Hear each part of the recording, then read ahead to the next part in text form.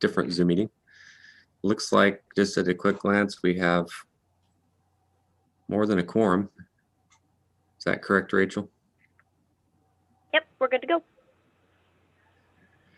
All right. Okay. I guess we will, it's 10:01. We'll go ahead and call the meeting to order. And up first, we would have the approval of the agenda. Did anybody want any changes to the agenda?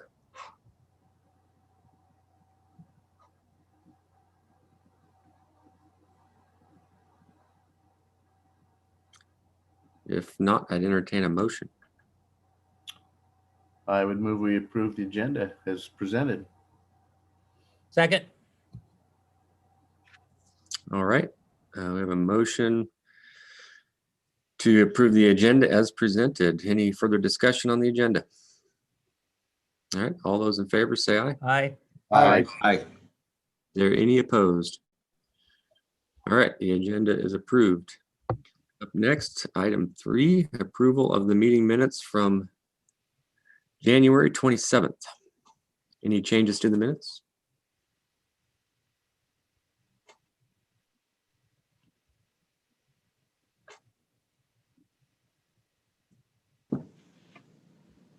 All right, not hearing any. Anybody like to make a motion on the minutes?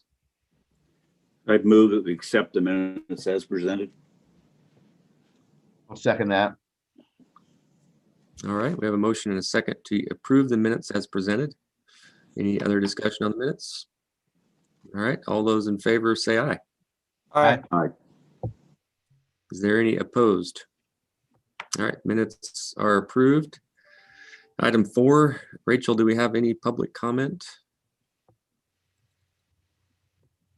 There is nothing in the chat. Okay, thank you.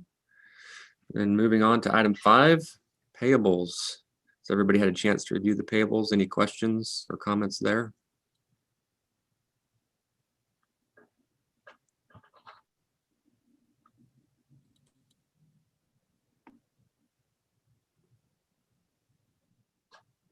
If not, I would entertain a motion. I'll move that we approve the payables. Second. All right, we have a motion and a second to approve the payables. Any further discussion? All those in favor say aye. Aye. All right. Aye. Is there any opposed? All right, the motion passes. So we'll move on to item 6, which is our financial report.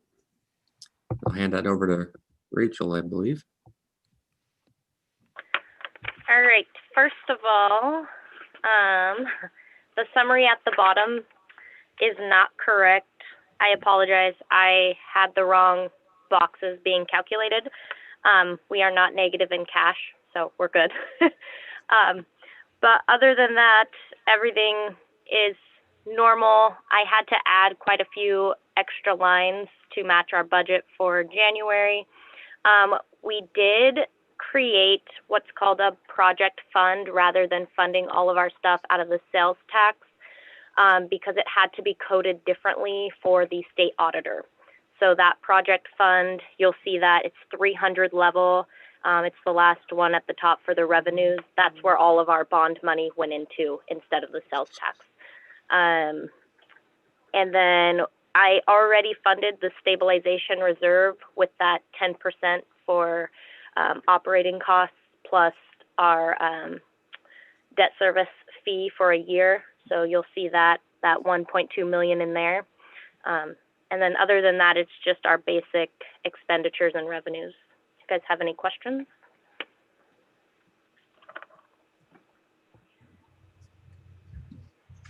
Okay. Okay, thank you, Rachel. If we're ready, I guess we can move on to item 7.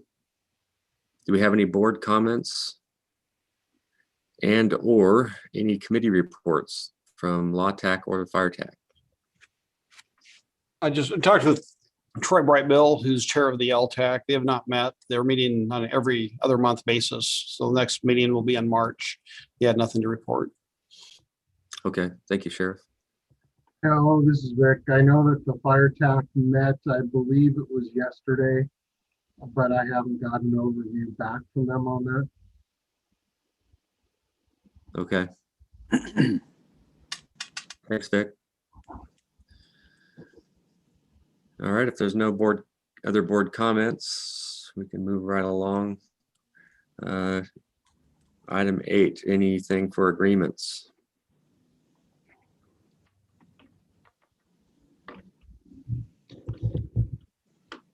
Doesn't sound like it. I didn't see anything. Item 9, anything for policies?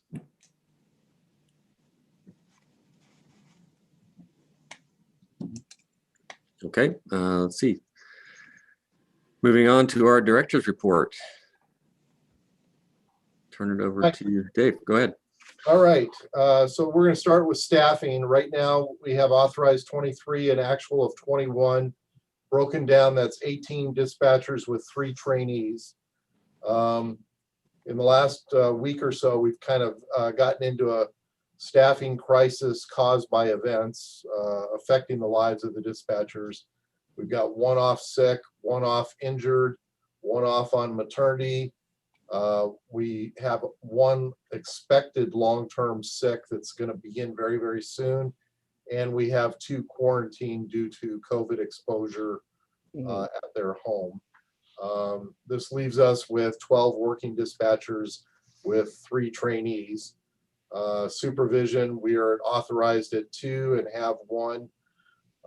We've been filling the spots with overtime. So I'm looking at all the alternatives to hire, and we expect to onboard another trainee sometime within the next month or 2. And that's probably going to take us to the maximum that we can train at any one time. Any questions on staffing?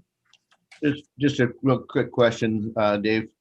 On the 2 that are being quarantined, how long is the quarantine for, or when will it be over? That's anywhere between 10 and 14 days. It started last Friday. Okay.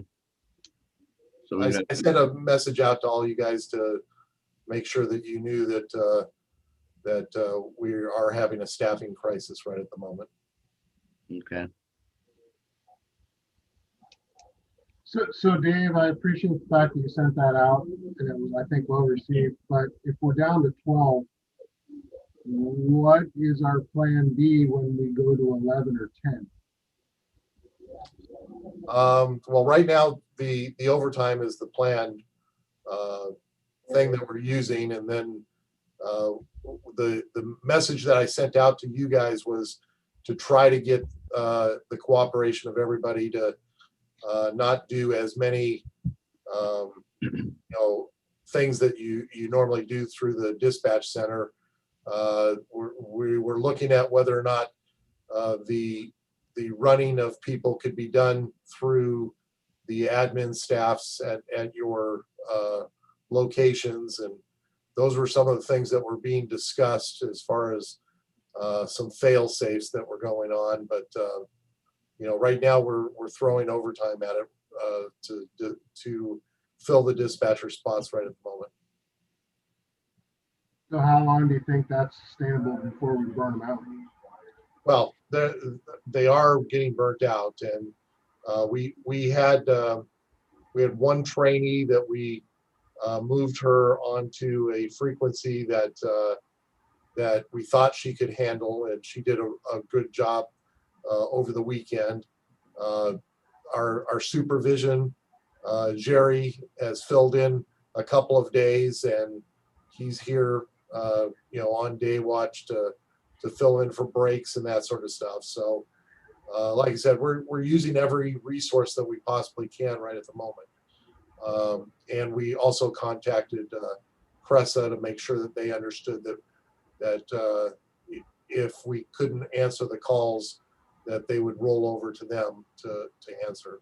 So those are kind of the fail safes that are going on right now.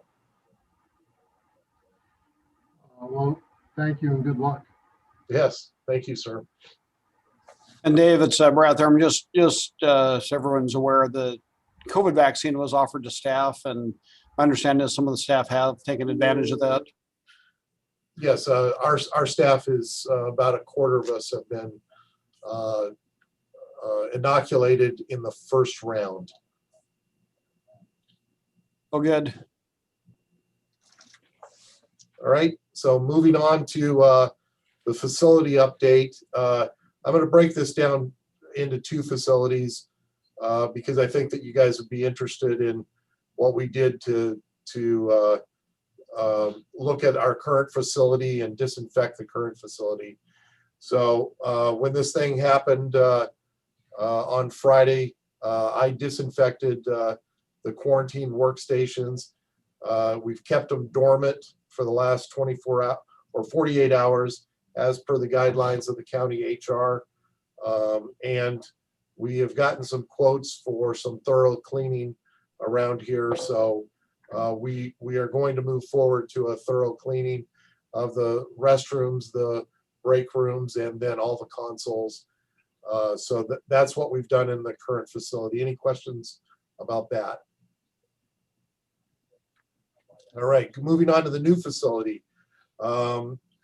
Let's see, the contractor's office trailer is in, and they're working on a path from the Lowe's parking lot to the groundbreaking ceremony. I was over there the other day. They've broken a hole through the stone gate that's there, and we're still projected on time and on budget. And I'm in daily contact with Norm Crable, who's overseeing the project for Cowoods 911. I've met Patriot Construction at the site and on Zoom 3 times this week, making sure that we're on track for the groundbreaking. The signed building permits and the tower permits are now with Patriot on site as is required, and we've got copies of all that here at the 911 Center. And we've confirmed that the groundbreaking is Monday, March 1st, 2021 at 10 a.m. We have sent out written invitations to everybody that we believe should be invited, and that includes people that got the bond measure through a couple of years ago. We believe we've got a complete list, and we believe that nobody's been shut out. We are asking that don't bring the entire staff, because we're going to do everything that we can for COVID protocols. We'll have masks in place over here or at the groundbreaking in case somebody doesn't bring a mask, and we will do everything that we can to make sure that we're social distancing for the ceremony. And then the owner, architect, and contractor meetings continue weekly, and I'm involved with those every single week. Any questions on the new facility?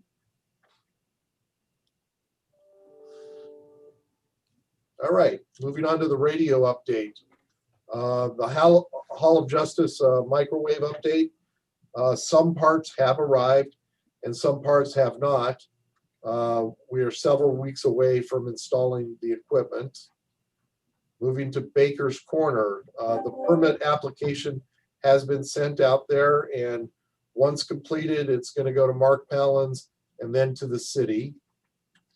And then Deer Island, we're at the review stage of the insurance language with the property owner. And then Woodland is being moved due to some city expansion in the current location.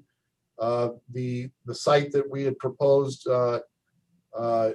does not have enough elevation to it, so we're still looking for that site, or actively looking for that site. And then the Castle Rock Tower, just so you guys know that we are on the top of that tower, which was reserved at Castle Rock High by T-Mobile for public safety.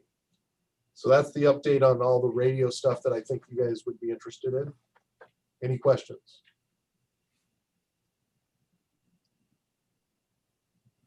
All right, then moving on to analytics. Our goal is to answer the 911 calls 95% of the time within 10 seconds or less. And as you can see that year to date, we are making the goal. It's at 96.79%. I am viewing that daily because of the staffing crisis. Since Friday, each day has been just slightly under 95%. So, you know, like I said, we're reviewing it every single day and making sure that we've got enough people out there to answer the 911 calls. So year to date, though, we are answering above the state mandate. Any questions on that? I just one day, call volumes. Are they looking like they're staying pretty steady from what we've had before? Are they up or down? Or? Yes, call volumes are the same as, generally the same as last year to date. Okay. I was curious, Dave, that 95% mandate, what happened? I guess two parts. What happens if we drop below that? And then is that something we proactively notify the state what that metric is, or is that something they can somehow check in on? Yes, they will check in on it, and they understand that there's going to be some ebbs and flows throughout the year, so they do look at it as an average. I did get a letter when I was in Los Angeles when we were below for a significant period of time, and as you explained to them about the staffing shortages and in this case COVID quarantines, they'll understand why we went down for a very short period of time. I anticipate that as soon as the staffing issues of the last week or so get fixed, that we'll be back up to where we were before. And like I said, in the staffing briefing, we do look like we're going to onboard another trainee within the next month or two as soon as we can process that person. Since I've been here, we've onboarded 2 people in the training process. So we're not stagnant. We're continuing to address the issue appropriately. Okay, thank you. That's going to conclude my report. All right, thank you, Dave. Does anybody have any questions for Dave or comments? All right, moving along. Do we have anything for old business? Does anybody have anything?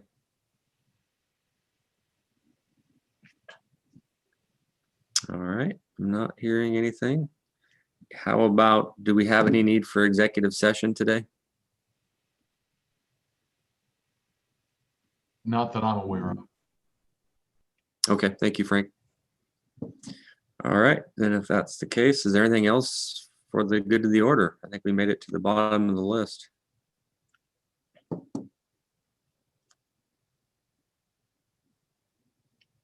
All right, easy peasy. Yeah. Then we will go ahead and call it a meeting, and thanks everybody for your time, for logging in. Nice to see you, and we'll catch you next time. All right. Have a great week. Yep. Yeah, have a good one. Thanks, Stu. Stay Bye-bye. safe.